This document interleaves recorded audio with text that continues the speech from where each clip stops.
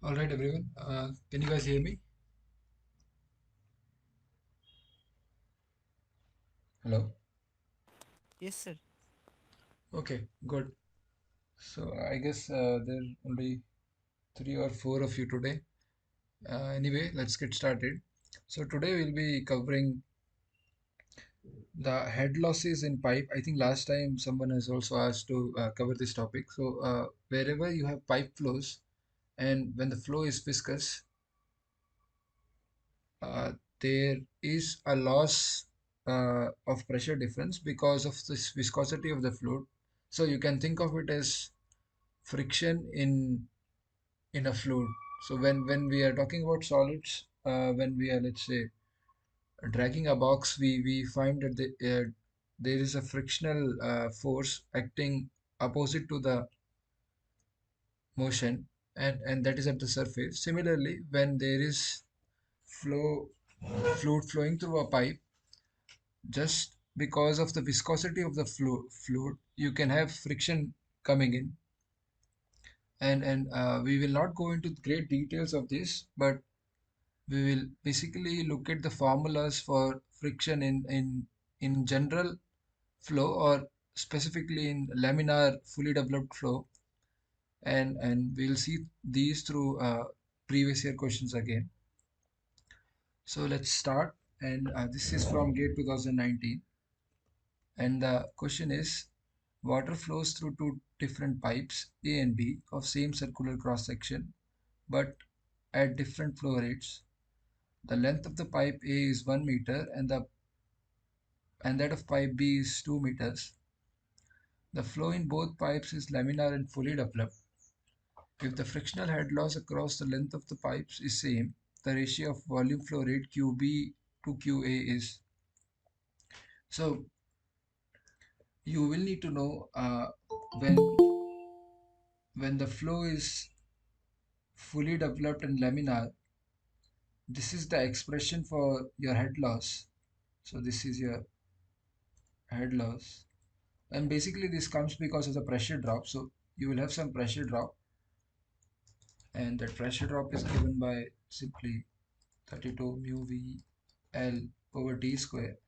And then we know that this pressure drop can be converted into head loss just by taking the rho times g at the denominator. So this becomes d square, where d is the diameter of the pipe, L is the length of the pipe, and V is the velocity with which the flow is moving. So this is some average velocity. Mu is the viscosity of the fluid, and this viscosity is what actually causes this pressure drop. Now this is only applicable when your flow is laminar. We will look at a more general formula for head loss later in one of the next coming slides. But when the flow is laminar, you can just memorize this formula, and I guess this can now be used to solve this question. So let's look at the solution here. So we have two different pipes. Pipe A has length 1 meter and pipe B has length 2 meters. And basically they have same cross sections. So uh, the diameter of pipe A will be equal to the diameter of pipe B. Now the flow in both the pipe is laminar and fully developed, thus we can apply our head loss formula. And they have given this condition that the head loss across the length of the pipes is same. So this means that head loss across A and head loss across B is same. And now we can apply our formula. So from the last slide, it is 32 mu VL over rho G D square. So 32 mu V1 L1, or I can just say VAL rho G dA square is equal to 32 mu VBLP over rho G TB square. Now rho G and rho G can cancel straight away, and 32 and mu also gets cancelled. 0.5, sir. Okay, 0.5 I think. Yeah, let's see that. So now this is just trivial calculation, but since this is the first question, let's all do it together. So you will have VA over dA square times LA, which is 1 meter, being equal to VB over TB square times LB, which is equal to 2 meters.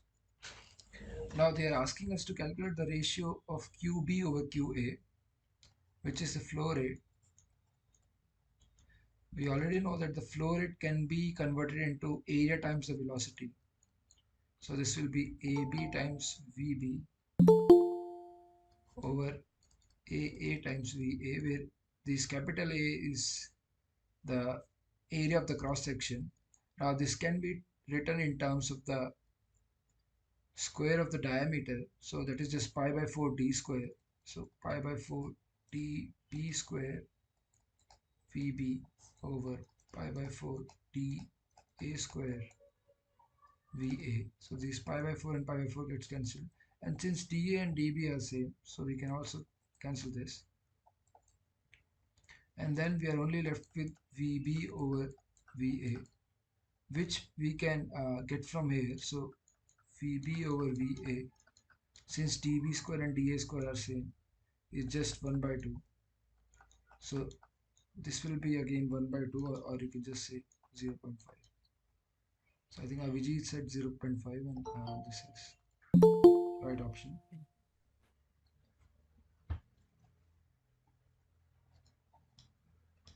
So basically, you don't need anything more than this formula in order to solve this.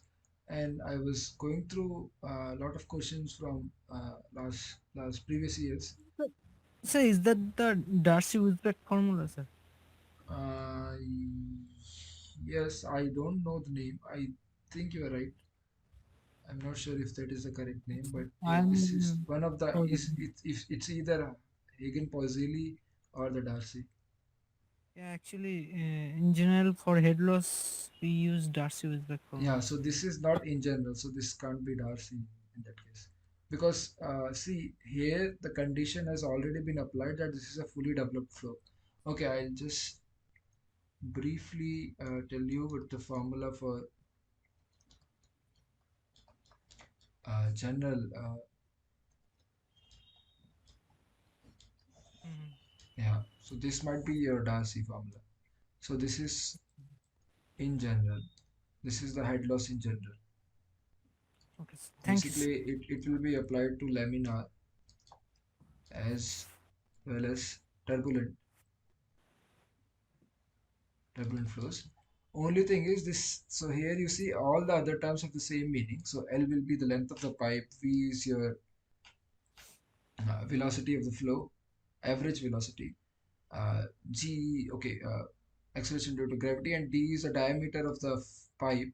But this F is the friction coefficient,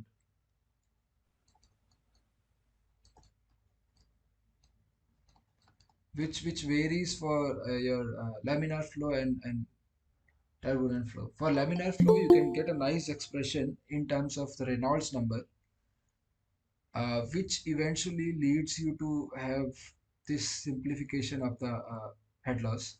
But for a turbulent flow, it basically depends on case by case basis, and then you should be using this general formula when the flow. So when there is no information given on the flow one, or when they have specifically mentioned that it is turbulent flow.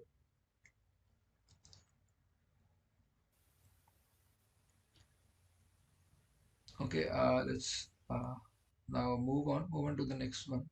So this was pretty straightforward once you know the formula. And yeah, so this is again a question from pipe flow, but this is about how much power you require when there is head loss in the pipe. So the question is, water of density 1000 kg per meter cube at ambient temperature flows through a horizontal pipe of uniform cross section at the rate of 1 kg per second. So this is your flow rate. And if the pressure drop across the pipe is 100 kilopascal, the minimum power required to pump the water across the pipe in watts is. So now whenever you have head loss, let's say there is this is the pipe, and there is some pressure PA and some pressure PB, and because of the friction uh, or loss of head, you will need some extra power, or let's say some kind of pump, in order to make the flow go from point A to point B. Otherwise, the friction will eventually stop this flow.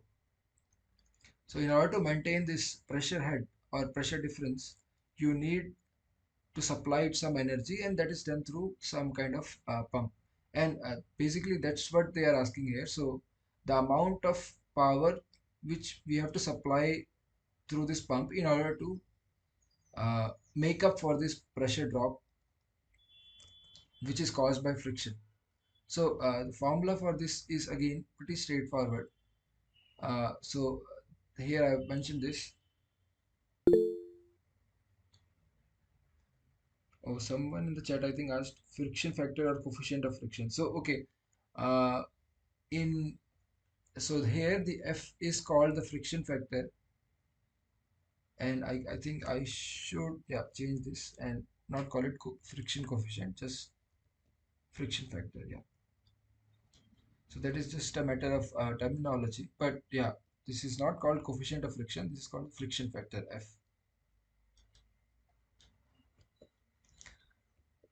Yeah. So we were doing this, and this is the formula for frictional head loss in a fully developed laminar pipe flow. And I guess we can drop this laminar pipe flow as well. So basically, here you do not need to assume anything. You once you get this H from somewhere, H can come from a laminar pipe flow or a turbulent pipe flow. So I think this also you don't need. This is just a formula for frictional head loss in the pipe flow. And this we can simplify. So m dot is just your mass flow rate, which we know is rho q, where q is the volume flow rate. Volume flow rate, or we can also call it discharge. So then this becomes the power P. So this is your power.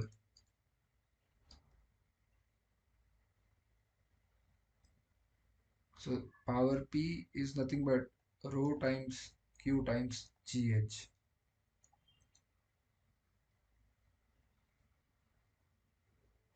Or you can also club these three together. So this rho GH will be sort of like your pressure drop, and then this can be just multiplied with Q.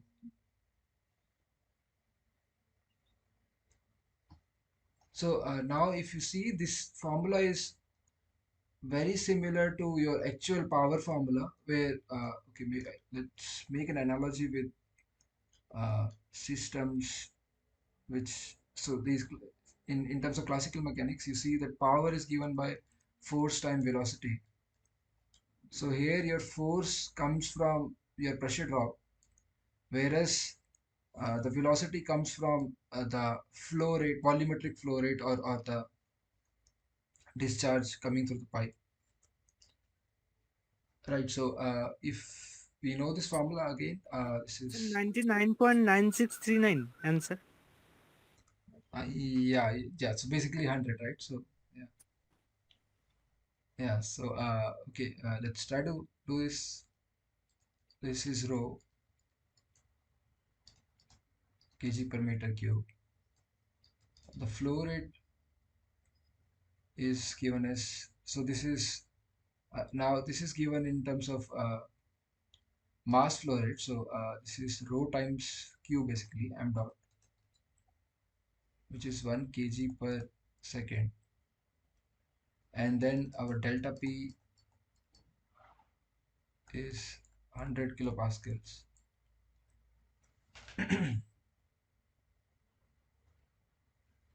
So now I guess you can simply get q from here, which will be equal to 1 over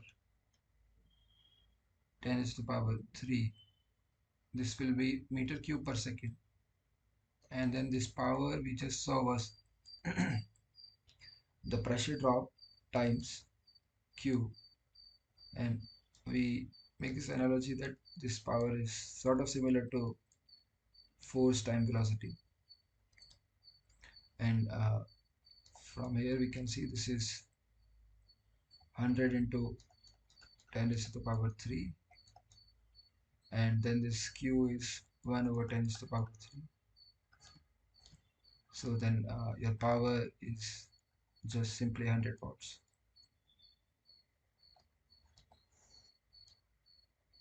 So yeah, yeah, I guess you applied the other formula where you took g as 9.8 maybe, and then Yes, you'll sir. get some 19 and something. Yeah, but yeah, okay, that also works probably. And with this, you can simply say this is 100 watts. Yeah. So let's move on to the next one then. Yeah. So now we will also see. So when you have these pipes, you can have these pipes in series or parallel. So here, I guess this main pipe is connected to these two other pipes in in a sort of like a parallel configuration. And if it was series, it will just be like attached one after the other. So we will see what happens when the pipes are connected either in serial or parallel to its discharge as well as to its pressure drop or head loss. So let's see this 2016 question. A channel of width 450 mm branches into two subchannels having width 300 mm and 200 mm as shown in figure. If the volumetric flow rate, taking unit depth, of an incompressible flow through the main channel is 0.9 meter cube per second, and the velocity in the subchannel of width 200 is 3 meter per second, the velocity in the subchannel of width 300 mm is. So basically you have been given flow rate here and the width here. You have been given the widths and the velocity here, but here you are only given the widths, but the velocity is not given to you, and that is what we need to find. And they say that both the inlet and the outlet are at the same elevation. So simply you just need to know that for pipes that are connected in parallel, the flow rate is the sum of the discharge from each pipe. So this is very intuitive to understand. So this basically comes from the conservation of mass. So something at point A has the discharge Q, and then something has Q1 here and Q2 here. Then eventually everything has to add up, and then this Q at B should be equal to Q1 plus Q2 or QA. So this is just mass conservation. By the way, this depiction schematic I have taken from this book, Fluid Mechanics Fundamentals and Application by Sengel. And this is a very good book if you want to go in depth into any of the topics that we have looked at in fluid mechanics, or the topics we have still not looked at or will not be able to look at, because we cannot cover everything here. But if you really want to understand everything thoroughly, I would definitely recommend you guys check this book out. It has very nice schematics and illustrations as well as examples, both solved and unsolved exercises. But yeah, so we were talking about parallel configuration of these pipes, and so we will later also see that these two will have the discharge will basically be split up, but head loss will be the same between 1 and 2, since the pressure difference between A and B has to be the same. But that will come later. So basically, we just saw that this discharge, let's say this is Q1, this is Q2, and this is Q3. Then Q1 is Q2 plus Q3 simply by continuity.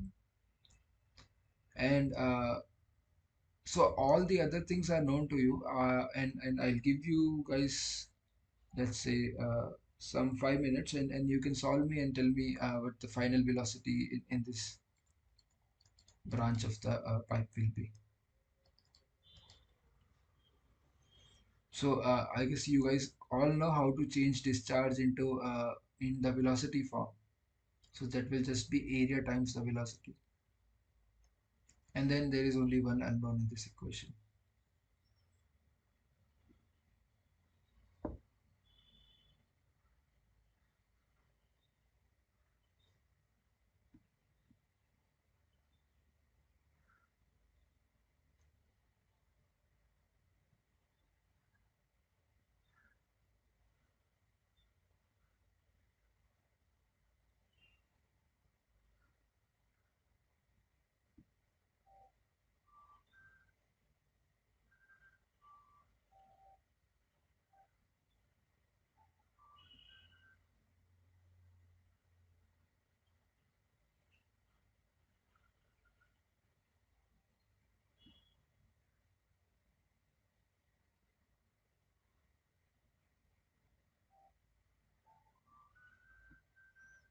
Okay, I think we have got two answers already.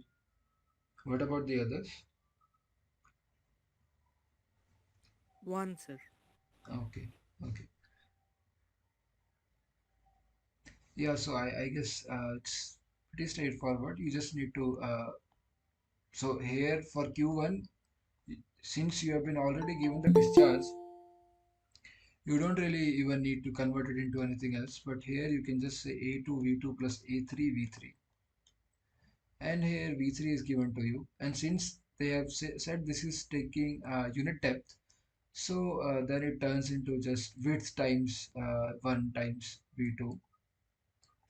So W2 plus V2 plus W3 plus, times V3, and Q1 is zero point 0.9.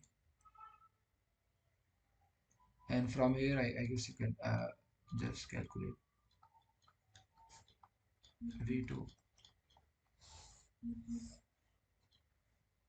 And I guess W3 for you will be zero point 0.2, V3 will be 3, and W2 will be zero point 0.3. So I am not doing the calculation. I guess you guys can do it. And then V2 will be 1 meter per second. That is the answer to this problem. So yeah, let's now move on to the next one. Oh, someone got 1.33. Oh. Mm.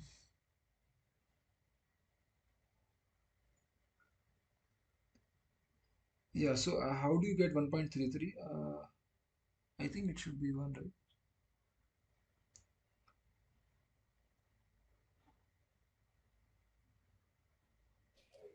Sir, I think Q3 and Q2, sir. Mm. Yes, Okay. Yeah, yeah, yeah. So yeah, please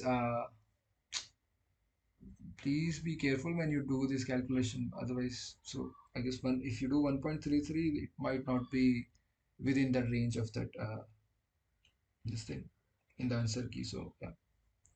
Okay, but you can check this calculation again. This will be 1 meter per second. Now let's, okay, sir. yeah, move on to the next one. So this is directly related to the last question.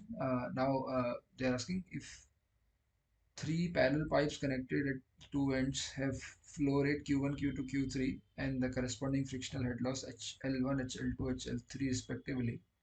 The correct expression for total flow rate and frictional head loss across the two ends is. So we just saw this in the illustration last question as well. So can someone tell me which will be B. the correct option? Yes, Ashwin. B. Yeah, B. Yeah. Yeah, so basically the heads will be added, and sorry, the discharge will be added, and heads will remain the same in all the three well connections. Now, when we go on to the series type, we will see that the heads will stay the same. Let me just make a note here for series connection. So the Q1, Q2, and Q3 will stay the same, whereas HL1 plus HL2 plus HL3 will be your total head loss across the two endpoints, basically. So, so this is when the same question comes, but instead of parallel, you have series, right? You guys can make a note of it, and I think we'll do one of the series questions in today's session. Yeah, let's see this one. I had lost for laminar incompressible flow through a horizontal circular pipe is H1. Pipe length and fluid remaining the same. If the average flow velocity doubles and pipe diameter reduces to half its previous value, the head loss is H2. Now the ratio of H2 over H1 is. So I think this also you guys can do. I will give you the formula again. So this is the formula for head loss for a fully developed laminar flow, and please do this and tell me what the answer is. So this is 32 mu VL over rho g d square, and in the question they have asked they have asked the ratio of H2 over H1 when the pipe diameter reduces to half its previous value, whereas the velocity doubles. So V2 becomes 2V1, and yeah, and H we have to calculate H2 over H1 when T2 is D1 over 2. So the formula for head loss is simply 32 mu V L over rho G D square. Let me just check if this is correct. C, sir. Uh, Avijit, what did you say? C. C8. Okay. Others also please solve this. C. Okay, I think everyone is getting C then. So when you have these questions where you have to calculate the ratios, basically just see all the things which will vary. So 32 rho g and mu will not vary in this case, and I think even the length of the pipe remains the same. So this also you can eliminate. So this just becomes V over d square, and then when we have to calculate the ratio, H2 over H1 will be V2 over V1 times D1 over D2 to the square. Since that's how this proportionality, you can just take anything other than that as constant. And we've already seen V2 over V1 is 2, whereas D1 over D2 is 2 to the square. So then this becomes 4 times 2, which is 8. And yeah, so that will give you C as the correct option, this problem. Now we will do very similar question, but here you have to do a bit more calculation. And also, if you notice in this question, they have given a fully developed flow in circular pipe with negligible entrance length effects, assuming the mass flow rate, density, and friction factor to be constant. So everything which is constant is given here. If the length of the pipe is doubled and the diameter is halved, the head loss due to friction will increase by same thing you have to do, but now there is no mention of laminar flow. So first of all, you cannot apply the same formula. Thus, we will apply this formula since they have also given that the friction factor also does not change. So then it will eventually get cancelled out when you do the numerics. And please apply this formula and tell me the answer. So I'll again write down this formula here. HF is FL V square 2GD, and yeah, you have to apply this and calculate the again the ratio, or just how with how much the head loss increases.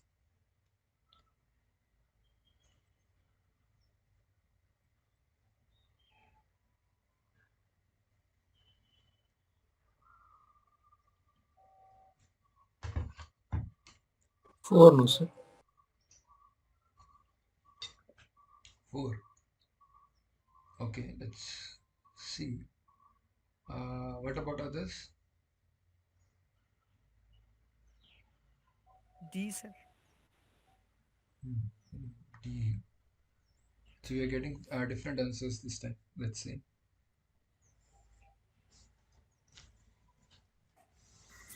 64. Okay, one more D. Yeah.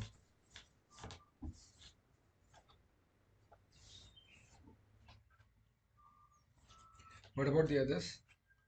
Have others also solved this?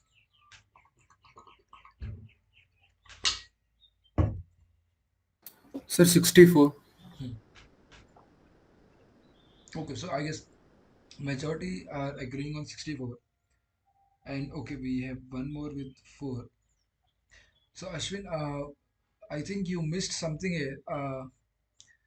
I think you directly took the ratio of V and D, right? Yes. Yeah. So what about V?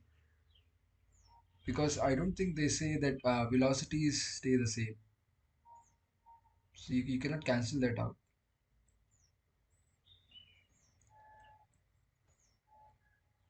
So let's see this again.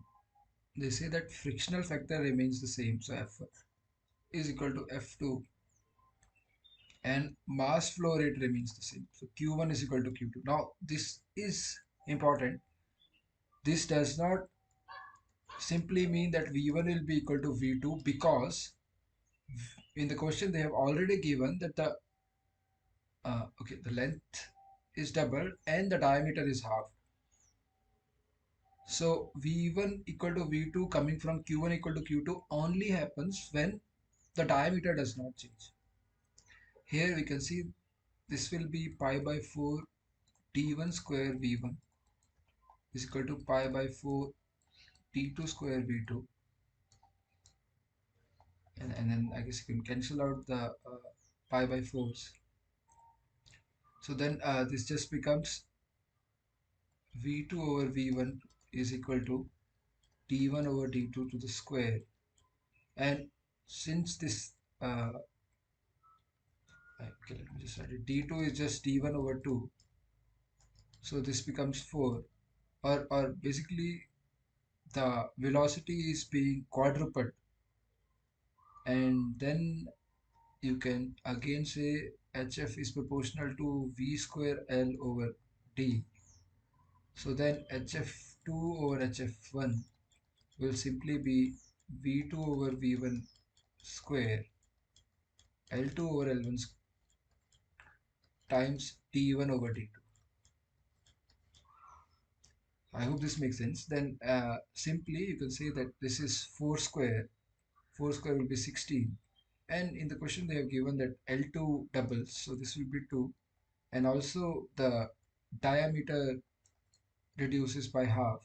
So this will again be 2, because D2 will be half of D1, or D1 by D2. Let me just write it here. So, yeah, D1 by D2 will be 2. So then this becomes 16 times 4, or just 64. So this is HF2 is 64 times HF1, which means that the head loss due to friction increases by a factor of 64. So don't assume anything unless it is explicitly mentioned in the question. So maybe some people can assume that this is a laminar flow 1, and then they can apply maybe the other formula, and I don't know if this will give you the right answer when you apply 32 uh yeah, I don't know. Yeah, 32 mu VL over rho GD square. One, don't assume that, and also don't assume that the velocities will remain the same even when the diameter is being reduced to half. Because since the flow rate is same, the velocities also have to adjust to the change in the diameters. So I hope this is clear now, Ashwin. Yes, sir. Yeah, okay, good. Uh, so if that is the case, then let me give you guys this question. Again, similar concept, exactly what we did last time. Same formula will be applied here. And so let me read the question. This is from 2017. Consider steady flow of an incompressible fluid through two long straight pipes of diameter D1 and D2 arranged in series. So they have given you this, and we know what happens when the pipes are arranged in series. Both pipes are of equal length. Length is equal, and the flow is turbulent in both pipes. So they have now mentioned that the flow is turbulent. So basically, you cannot apply the original 32 rho FL. I don't know what that formula was, but whatever. You cannot apply that formula. You have to stick to our FLV square over 2GD formula, where the friction factor comes in. And here in the question, they have also given you the friction factor for turbulent flow through pipe is offer of the form F is equal to KE Reynolds number to the power minus n. Right, so that is also given to us, where K and N are known positive constants and R is the Reynolds number. Fine. Now, neglecting minor losses, the ratio of the frictional pressure drop in pipe 1 to that of pipe 2, so delta P1 over delta P2 is given by. So again, same thing you have to do, just that in the last question we had this formula. Now I've already told you that this formula comes from eventually the pressure drop divided by rho g, so that you get the head drop. And instead of that, they are just asking you to calculate the ratio of the pressure drop. So this will be rho times g times the head drop, and then you can, I think, just put this here, and you'll get this. Anyway, it does not matter because these are all constants, and they will get cancelled out in the final form when you are calculating the ratio. But yeah, so please solve this, and let me know what you get as the final answer.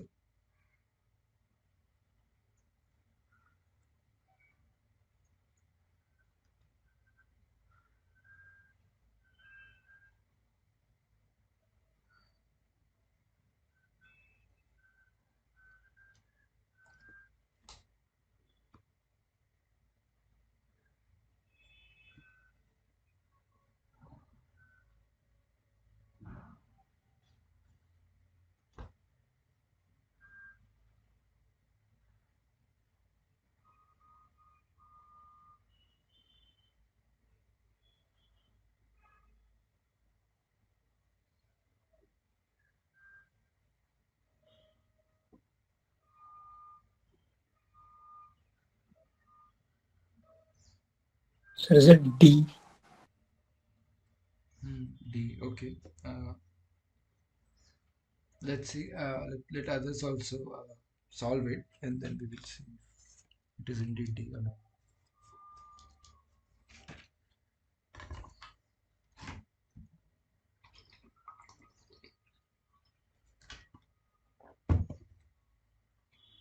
Is it B, sir? B. Okay. So we are getting different answers. Is there someone who has no idea C. how to start? Oh, we got C also. So at least, okay. Let's see. If someone says A, then at least one of you will be correct. But let me wait for a few more minutes and see if we get someone saying A also. Yeah, in the meanwhile, does anyone here have no clue how to start with this one?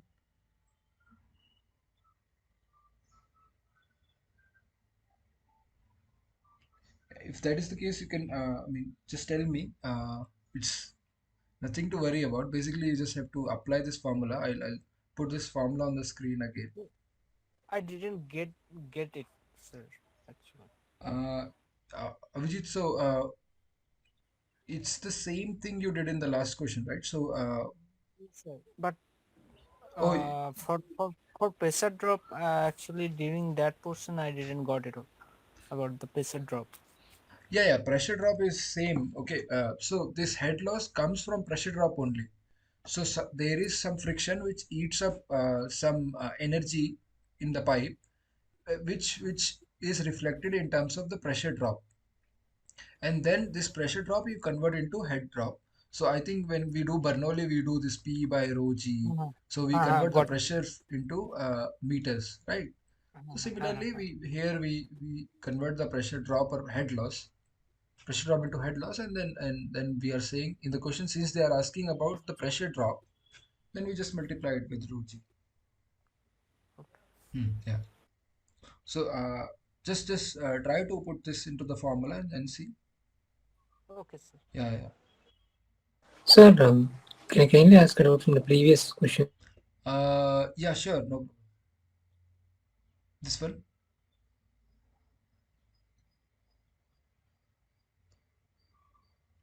Hello, Ashwin. I don't think you're audible. Am I audible right now, Yeah, sir? yeah, yeah. Now I can hear you. Please go. So actually, can I kindly ask about the first question which we had until we start starting this? Yeah, sure. Yeah, yeah. So actually, the first question, since if we try to solve using this Darcy's formula, Hmm. which means that like since they have not given the Darcy's factors constant in both the cases, we cannot take cancel them, right, sir? Because if I cancel that, I'm getting a different answer. F instead of Uh, taking this formula like 32 mu VL like mm-hmm. directly Yeah, yeah, yeah, yeah. grammar. No, no, no. Okay, yeah, yeah. No, no, no. If they have not given, you can't take it. So basically, I'll tell you what happens actually. So when we are in the realm of laminar, fully developed laminar flow, this F actually turns into 64 over RE, right? So this F will not be constant because RE again depends upon, let me just write it here for laminar. Okay, this RE again depends upon rho V T over mu. So this will depend upon your velocity and diameter. And then you cannot simply take it as constant if either of the two are changing. And in this case, so the flow rate is different and the cross section area is same. In that case, then V1 and V2 are not the same. So the friction factor will not be the same. F1 and F2 will not be the same. Yes, sir. So like usually whenever the Darcy's factor is not mentioned anything explicitly, we can use directly this 32 mu with that Mm-mm, no, formula, no, right? no, no, no. Only when they say laminar fully developed flow, Yes, sir, in we case of use this. laminars. Yeah, yeah, yeah. When they say it is laminar, that's all. Because here also, I don't think the Darcy factor. Okay, here they have mentioned the Darcy's factor. Let me see. Ah, yeah. So here they have said explicitly that the frictional factor is constant. Then you can, I guess, there is simply you have to apply the Darcy's formula. But in general, I'll tell you, if they have not said laminar, you have to probably start with the Darcy's formula.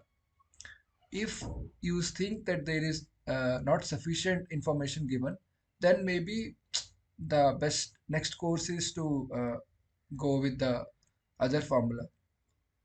But yeah, that only applies to the laminar flows where F can be written as 64 over the Reynolds number.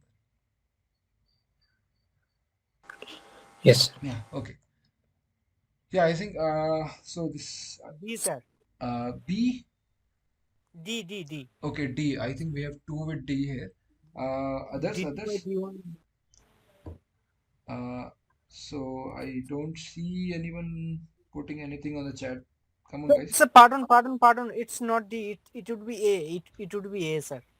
Okay. So finally we have covered all four options: A, B, No, C, no, and it would D. be A, sir. Fine then. Let's try to solve this. Since we are getting a lot of different answers, we will go slowly in this one and try to piece it together, the final answer. So let me just write down what delta P is from the last slide. So this is rho FLV square over 2D. Rho FLV square over 2D. Let me just write it as capital D here. And also, even in the question is that F, which is the friction factor, is some capital K times the Reynolds number to the minus n, right? And let's see the other information also. So D1 and D2 are arranged in series. So we can just make this diagram. Let's see. So this is D1 and then this is your D2.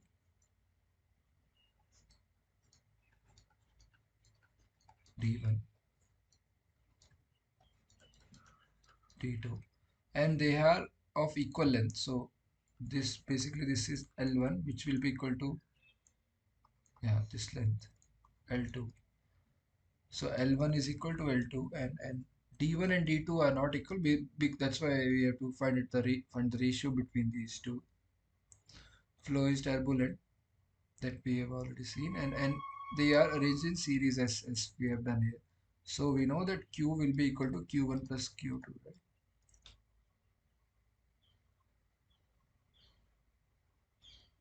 Oh, not.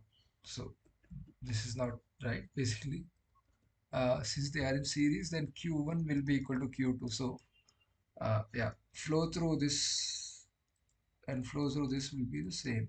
It has to be the same owing to the mass conservation. Now we are supposed to calculate delta P1 over delta P2, and from here we can eliminate this rho because the same fluid. We can eliminate L because they are of same length. So then this is proportional to F. Okay, yeah, not proportional since we are taking the ratios. So this will be F1 over F2, V1 over V2 to the square, and D2 over D1. Right, this is what we have been doing so far in last questions also.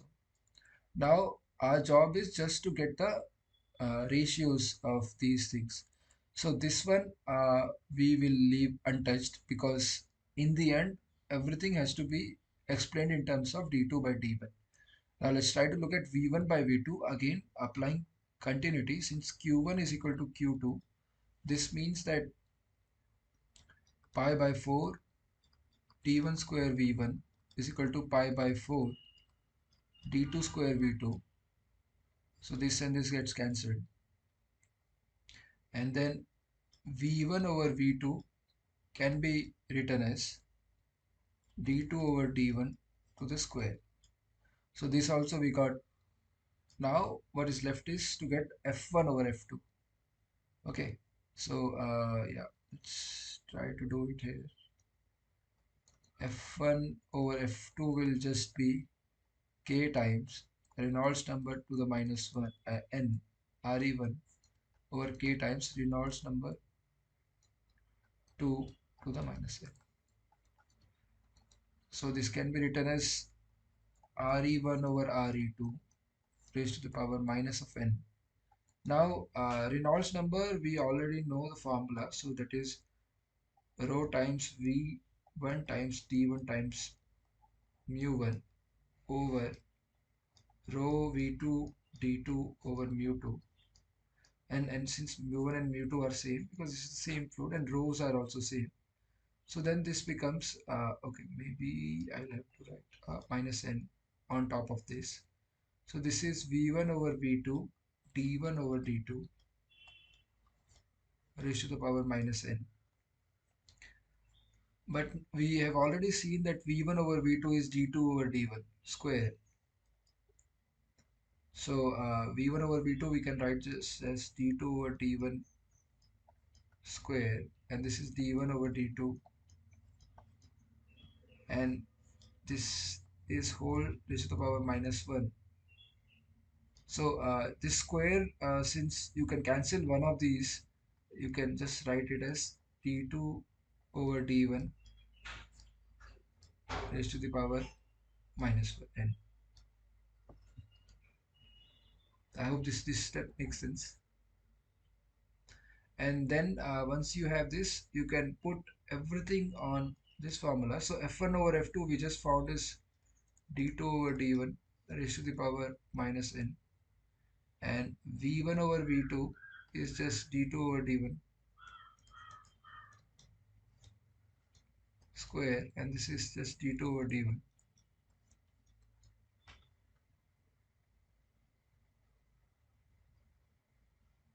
I think we have made a mistake somewhere. No, this should not be. Just a minute. This should Sir, not be square. second term is power 4, sir. Second term is power 4. Oh yeah, because this is V1 over V2 square. Yeah, sorry, my bad. So then I guess we can do V1 over V2 square. Thanks, Priyanka. So this will be D2 over D1 to the power 4. And once you have that, then this becomes power 4. This becomes 1. And then D2 over D1 then becomes 4 plus 1, 5. And there is a n here. So basically these powers get added up. Okay, I think we have crammed up a lot of things in one page. But eventually, I guess you guys get the idea. So this is how everything should follow. And then once you have that, then I guess option A is correct. So there are a lot of chances to make error in this calculation actually. So best way is to, I guess, piece it one by one. So calculate F1 over F2 separately, calculate V1 over V2 separately, and then D2 over D1. Okay, you don't even need to calculate that.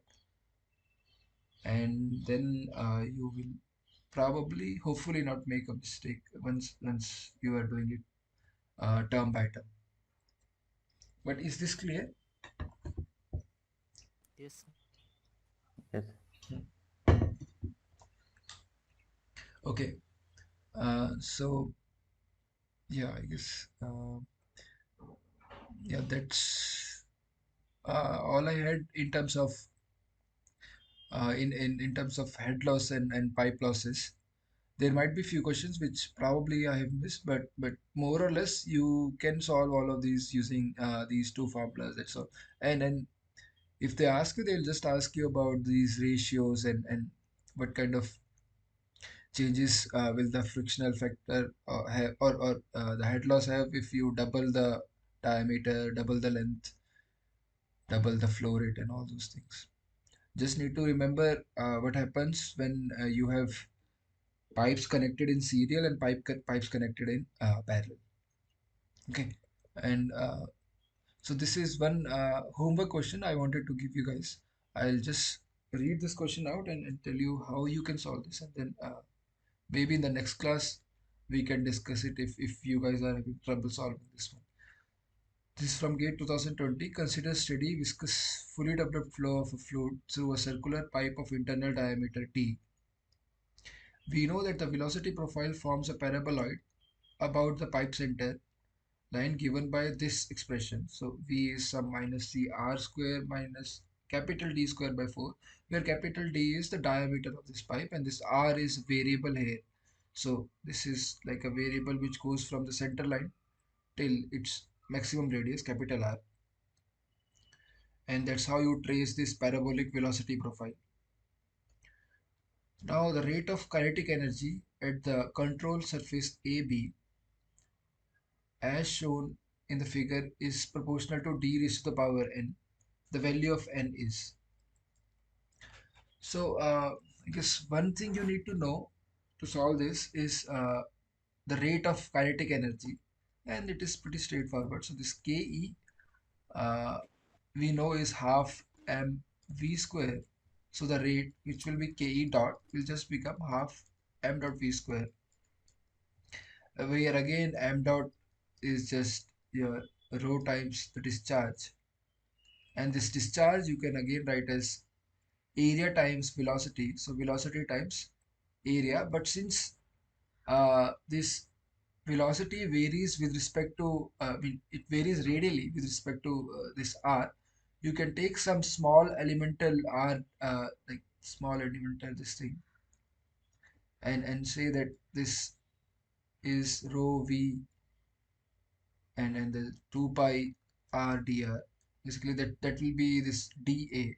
So I think I should write just dA since this is varying with r.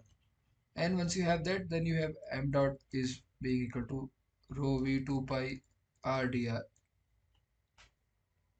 Then your Ke of the elemental area becomes half rho 2 pi r, and then you have v square from here and 1 v from here, v cube dr. And now you can substitute in place of v, you can substitute this parabolic profile and then integrate from 0 till r, and that will give you the kinetic energy rate in this control volume. So you just need to do this integration, and that will, so and also not just the integration, you need to first substitute this. So this will be minus c r square over d power d square by 4,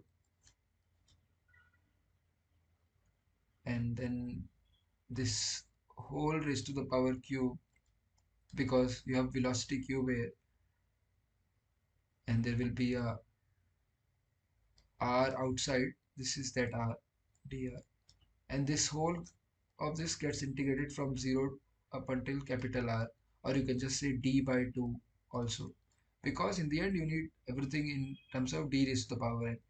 And once you solve this, you will get some expression which is proportional to some d raised to the power n, and that n exponent is what you need to find.